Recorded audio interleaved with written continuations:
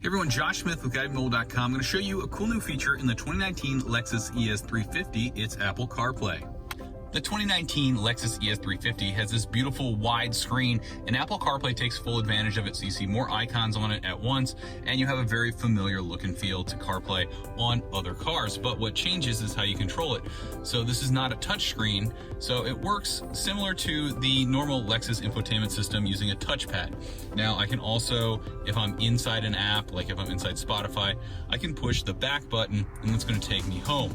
If you push the back button twice, it's going to pop you out to the main Lexus infotainment system, and then you can go back into CarPlay by choosing an option at the lower edge of the screen. From here, you have access to all of the features you're familiar with in CarPlay. So for example, I can pull up Waze and use Waze directions. I can use Google Maps, I can use Apple Maps, and I can also use the built-in Toyota navigation system. Now, when I push these buttons down here above the trackpad, if I push map, it's going to take me back to the Lexus map. If I push menu, it pulls up an option that lets me choose CarPlay. If I'm in CarPlay and I hit menu, it's going to pull up that little bottom option so I can easily jump between other devices and other settings on the car. If I push the back arrow, it's going to take me to the top menu navigation on this screen. If I push it one more time, it's going to take me to the home screen of Apple CarPlay. If I were to push it one more time, it's going to take me out of CarPlay and back into wherever I was in the Lexus Enform system. So inside of CarPlay, we still have access to everything that you would normally, and the big difference is just how you control it. You're going to swipe up and down or left or right on the little trackpad here.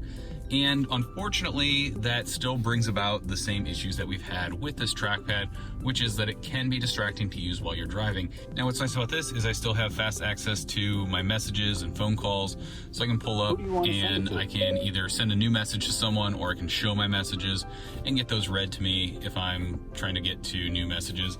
I have full access to Siri. I can push the voice control button on the steering wheel so that I don't have to mess around with the trackpad or rely on Hey Siri while I'm trying to do this, which is really handy. It's really nice to have Apple CarPlay available in a Lexus vehicle. We've seen Lexus start to add this, as well as Toyota, and it's really great to have this option.